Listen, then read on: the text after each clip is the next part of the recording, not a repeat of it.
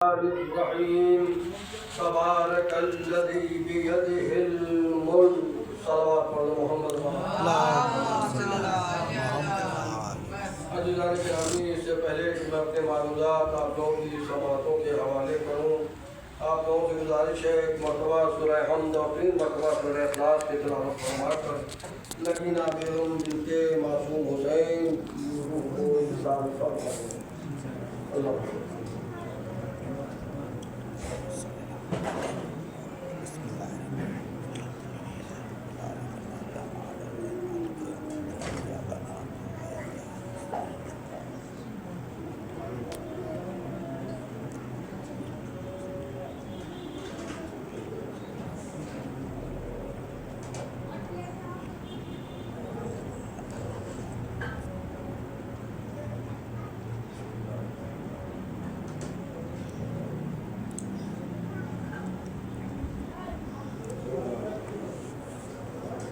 بیٹھو نہ بیٹھو نیچے بیٹھو۔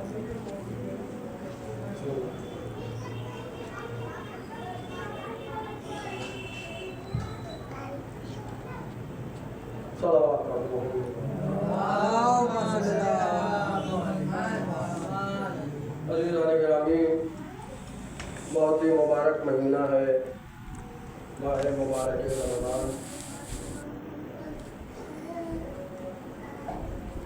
اور یہ خداوند عالم کا لطف و کرم ہے اور اس کا رحم ہے اور اس کی عنایت ہے کہ اس نے ہمارے لیے پاکیزہ ماہ کو رکھا کہ کل کوئی بندہ یہ اعتراض نہ کر گئے پروردگار عالم تجھے تو معلوم تھا کہ ہم نے جس چیز کو بھی کرنا چاہا ہمیں روکا گیا، ٹوکا گیا، بھولا گیا۔ ہم چھوٹے سے تھے، اپنی ماں کے آغوش میں مچلتے تھے، لیکن ہماری ماں بڑی مضبوطی سے ہمیں پکڑے رہتی تھی کہ ایسا نہ ہو کہ گود سے بچہ گر کے زمین پہ گر جائے۔ تو جب ہم چھوٹے تھے تب ہمیں روکا گیا۔ ہم یہ سمجھتے تھے کہ یہ روکنا ہمارے نفع ہمارے گھاٹے میں ہے، لیکن یہ والدین سمجھ رہے تھے کہ اگر اس وقت نہ روکا گیا تو یہ بچہ گر سکتا ہے، اور جب یہ بچہ تھوڑا سا ہوشیاری اور اس سے بہتر مرحلے میں پہنچا تو اس نے یہ سوچا کہ شرارت کرنا ہمارا حق ہے، لیکن والدین نے اسے روکا کہ بیٹا شرارت کرنا ٹھیک ہے، لیکن جب تک کسی کی اذیت کا باعث نہ بنے، اگر کہیں اذیت کا باعث بنے تو یہ شرارت نہیں ہوتی، پھر اسے بخشا نہیں جا سکتا۔ تو بچے نے یہ دیکھا کہ چاہے ہمارے طفولیت کا زمانہ ہو، چاہے ہمارے نوجوانی کا مرحلہ ہو، ہر مرحلے میں ہمیں روکا گیا۔ ہم اسکول میں آئے، کالجوں میں آئے، ہم جاب میں آئے، بزنس میں آئے، تو ہر طرح سے فاؤنڈیشن ایک قانون ہمارے ساتھ تھا۔ اسی وجہ سے ہو سکتا ہے کہ کل پروردگار کے عالم کے بارگاہ میں بندہ اعتراض کر بیٹھے، اے پروردگار عالم تجھے تو معلوم تھا کہ ہمیں ہر جگہ روکا گیا، دیکھو ایسا نہ کرو ویسا نہ کرو، تو بھی زبردستی کوئی ایسا مہینہ رکھ دیتا، کچھ ایسا کر دیتا کہ ہم زبردستی فلاح کے راستے پہ گامزن ہو جاتے۔ بس کسی تمنا کے اکمال کا نام ماہ روزہ ہے کہ خدا بندے عالم کہہ رہے میرے بندے آؤ، ہم نے روزے کو واجب کر دیا، اب تم ہمارے مہمان بن گئے، سانس لوگے تب بھی ثواب ہے، سو گے تب بھی ثواب ہے، جاگو گے تب بھی ثواب ہے، ذکر کرو گے تو ثواب ہے، ذکر نہ کرو تب بھی ثواب ہے۔ یہ ہماری عنایت ہے۔ یہ کیا ہے؟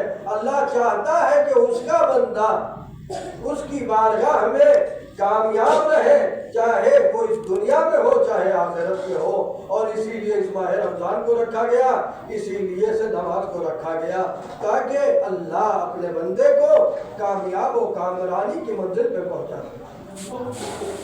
تو ہم یہ نہ سمجھیں کہ یہ ماہ رمضان یہ نماز کا پڑھنا، یہ روزے کا رکھنا یہ جبر ہے۔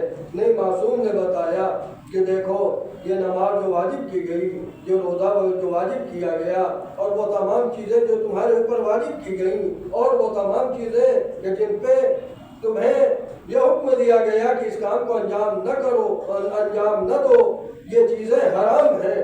یاد رکھنا جو واجب کی گئی اس میں بھی تمہاری مصلحت تھی، جو حرام کیا گیا اس میں بھی تمہاری مصلحت تھی۔ تمہاری بقا کے لیے ہم نے واجب رکھا ہے، اور تمہاری ہی فلاح و بہبودی کے لیے ہم نے حرام کو رکھا ہے۔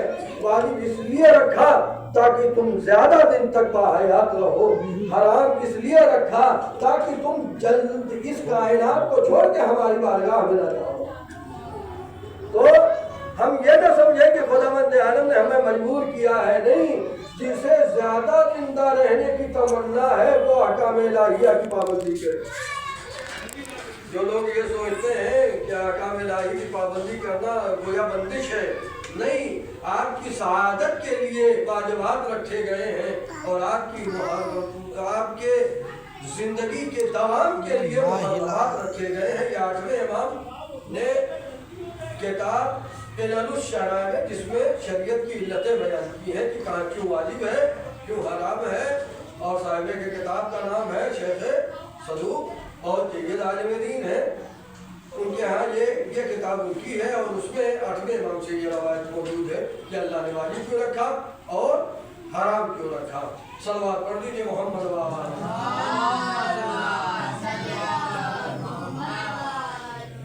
اور ایک دوسری چیز اور ایک اہم پہلو کی طرف اشارہ کرنا چاہ رہے ہیں کہ ابھی جس دعا کی تلاوت کی گئی حدیث کے ساتھ، اس کے سلسلے سے کیا فرمایا گیا اور اس میں کیا کیا مرحلے انجام پائے ہیں، حضرت بی بی زہرا کے ذریعے سے اہل بیت اکرام کو پہچانوایا گیا، اور یہ گفتگو ہوتی رہی ہے اور متعدد مرتبہ آپ لوگوں نے سن رکھا۔ میں ایک گوشے کی طرف لے کے جانا چاہتا ہوں کہ مولا کائنات فرماتے ہیں یا رسول اللہ اس دعا کا فائدہ کیا؟ تو رسول نے کیا کہا؟ والذی بعثنی بالحق نبیا، قسم ہے اس ذات کی، خود ہمارے رسول کا کہہ دینا کافی ہے کہ میں کہہ رہا ہوں، نہیں کہہ رہے والذی بعثنی، قسم ہے اس ذات جس نے مجھے مبعوث برسالت کی، جس نے مجھے رسول بنایا۔ قسم کھا رہے ہیں رسول، اور ایسی ذات قسم کھا رہی ہے کہ جسے قسم کھانے کی ضرورت نہیں ہے، مانو چاہے نہ مانو۔ خدا خود قرآن میں اپنے حبیب کے لیے کہہ رہا ہے کافۃ للناس، پوری عالمی انسانیت کے لیے میرے حبیب ہم نے آپ کو رسول بنایا ہے۔ اب چاہے لوگ مانے چاہے نہ مانے، ان کے مان لینے سے ہمارے رسول کی عظمت پہ بلندی آنے والی نہیں ہے، اور نہ مان لینے سے ان کی عظمت پہ کمی آنے والی نہیں ہے۔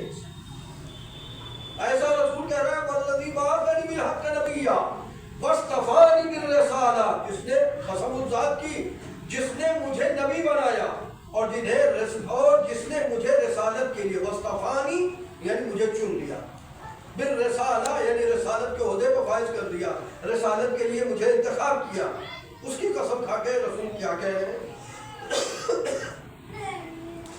کہ جہاں بھی یہ دعا پڑھی جائے گی والذی بعثنی بالحق نبیا واصطفانی بالرسالۃ نبیا ذکر ما خبر احاط فی محفل من محافل اہل الارض، کہ جس بھی محفل میں زمین پہ جس بھی محفل میں یہ دعا پڑھی جائے گی کیا ہوگا؟ اس میں شرط رکھا محفل من محافل اہل الارض من شیعتنا محبینا ومن شیعتنا، ہمارے چاہنے والوں کے درمیان ہو اور ہمارے چاہنے والے اور شیعوں کے درمیان ہو، اور ایک شرط اور رکھی اجتماع میں ہو۔ کیا کہا کہ یہ دعا جب پڑھی جائے گی، قسم ہے جس نے مجھے نبی بنایا، جس نے مجھے رسول بنایا، اللہ کی قسم کھا کے رسول کہہ رہے ہیں کہ جس اجتماع میں اور ہمارے چاہنے والوں کے جس اجتماع میں یہ دعا پڑھی جائے گی، کیا شرط رکھا؟ یہ دعا پڑھی جائے کہاں؟ اجتماع میں پڑھی جائے، تنہا نہیں، اجتماع میں پڑھی جائے۔ تو فائدہ کیا بتا رہے رسول؟ اجتماع میں. دوسرے یہ دعا پڑھی جائے کہاں؟ ان کے چاہنے والوں کے درمیان. 2 شرط ہے کہ اجتماع میں اگر یہ دعا پڑھی گئی اور وہ اجتماع چاہنے والوں کا ہو تو نزلت علیہم الرحمہ، تو کیا ہوگی؟ رحمت نازل ہوگی. وحفت بہم الملائکہ، اور ملائکہ طواف کریں. کیا شرط رکھا؟ کہ اجتماع میں ہو اور ہمارے چاہنے والوں کا وہ اجتماع ہو. 2 شرط ہے کہ روئے زمین پہ جب بھی یہ دعا پڑھی جائے گی اور ہمارے چاہنے والوں کا اجتماع ہوگا تو اللہ رحمت نازل کرے گا. 1 وحفت بہم الملائکہ، اور ملائکہ کیا ہے؟ طواف کریں گے. کب تک طواف کریں گے؟ حتیٰ یہاں تک کہ یتفرقوا، یہاں تک کہ لوگ متفرق ہو جائیں. واستغفرت لهم الی ان یتفرقوا، یہ ملائکہ رحمت نازل ہوگی، ملائکہ طواف کریں گے، اور یہ طواف کا سلسلہ چپ چاپ طواف کریں گے نہیں، واستغفرت استغفار کرتے ہوئے پروردگار عالم ان لوگوں کو بخش دے، پروردگار عالم ان لوگوں کو بخش دے. ملائکہ معصوم ہے یا خطا کار ہے؟ معصوم ہے. معصوم زبان سے چاہنے والوں کی مغفرت کی دعا کرائی جا رہی ہے. شرط کیا ہے؟ اجتماع میں ہو، چاہنے والوں کے اجتماع میں ہو. آج جب بھی اسی وجہ سے میں ہمیشہ کہتا رہتا ہوں کہ جب بھی اجتماعی طور پر یا زیارت پڑھی جا رہی ہو یا کوئی دعا پڑھی جا رہی ہو تو اپنی الگ سے 1.5 انچ کی مسجد نہ بنائیے. اجتماع کے مقابلے میں 1.5 انچ کی مسجد کی کوئی ویلیو نہیں ہے. ہم الگ بیٹھ کے مولانا وہاں زیارت پڑھا رہے ہیں. بھائی اجتماعی زیارت، امام کو اجتماعی زیارت کرنے کا ثواب الگ ہے. ہمارا اجتماعی زیارت میں کسی ایک کی زیارت قبول ہو گئی 10-15 لوگوں میں، 20 لوگوں میں، 50 لوگوں میں، تو سارے لوگوں کی زیارت قبول ہو جاتی ہے. اسی وجہ سے کہا گیا حدیث کے ساتھ بھی اتنی باعظمت دعا بھی وہ بھی اجتماع کے ساتھ پڑھی جائے، چاہنے والوں کا اجتماع ہو تب فائدے مند ہے کہ رحمت نازل ہوگا. فرشتے جو ہے طواف کریں گے، استغفار کریں گے. دیکھ رہے ہیں.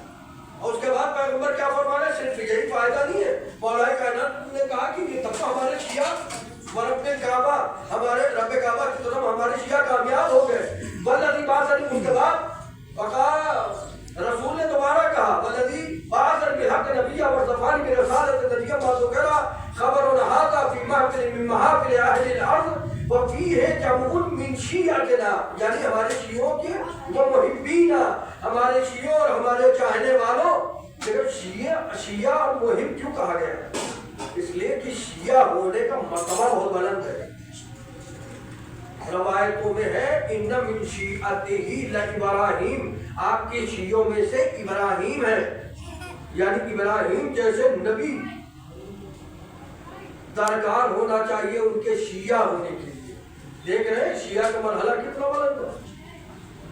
تو اسی وجہ سے پیغمبر نے کہا شیعہ یا ہمارے چاہنے والے، مولا ہمیں اپنے چاہنے والوں ہی میں شمار کر لے تو بہت بڑی بات ہے. سلوات پڑھ دو وہاں.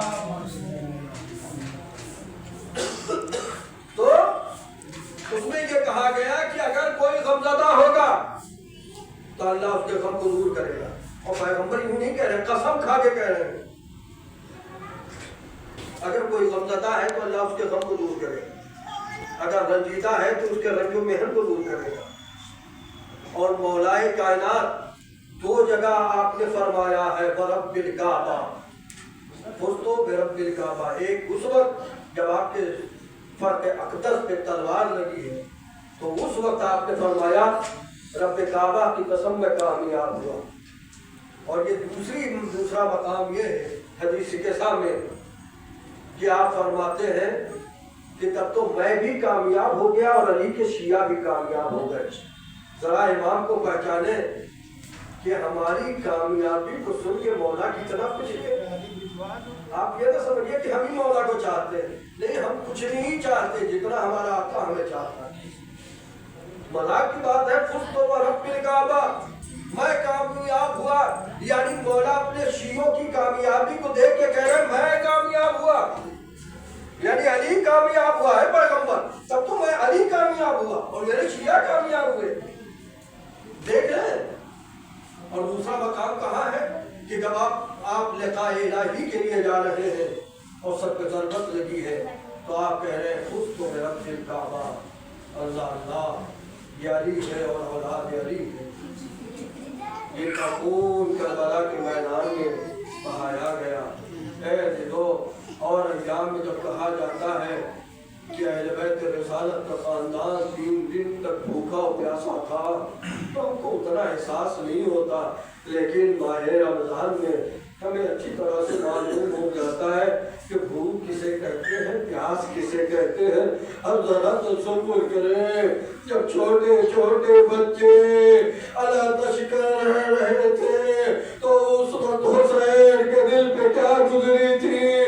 یہی وجہ ہے کہ جب عباس علمدار مولا حسین کے قریب آئے، آقا بننے کی اجازت دے دیجئے، اتنے میں سکینہ کے علندر کی آواز کانوں میں پڑی، امام حسین بے چین ہو گئے، بھائی عباس مرنے بعد میں جانا، پہلے بچوں کے لیے پانی کی سبیل کرتے جاؤ۔ اللہ عزیزو، عباس آگے بڑھے، تلے خیمہ پہ آئے، آواز دی میری لاڈلی سکینہ مشکیزہ لے آؤ، تمہارا چچا تمہارے لیے پانی کی سبیل کر دے۔ عزیزو، جب سکینہ نے سنا کہ ابو پانی لینے کے لیے جا رہے ہیں، بچی بہت خوش ہوئی، جاتے جاتے بچوں سے کہتی جاتی ہے اے بچوں دیکھو اب پیاس کا شکوہ نہ کرنا، اس لیے کہ پانی لینے میرا شیر چچا عباس جا رہا ہے۔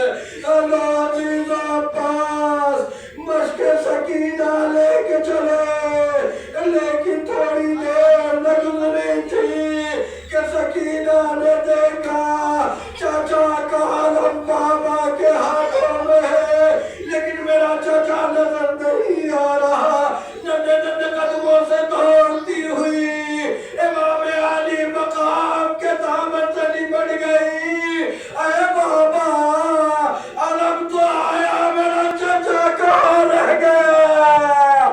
اللہ اللہ، جیسے ہی حسین سکینہ کے بین کے سنا، تڑپ کے کہتے ہیں میری بیٹی سکینہ، اب پیاس کا شکوہ نہ کرنا، تیرا چچا نہر کے کنارے بازو قدم، انا للہ و انا الیہ راجعون،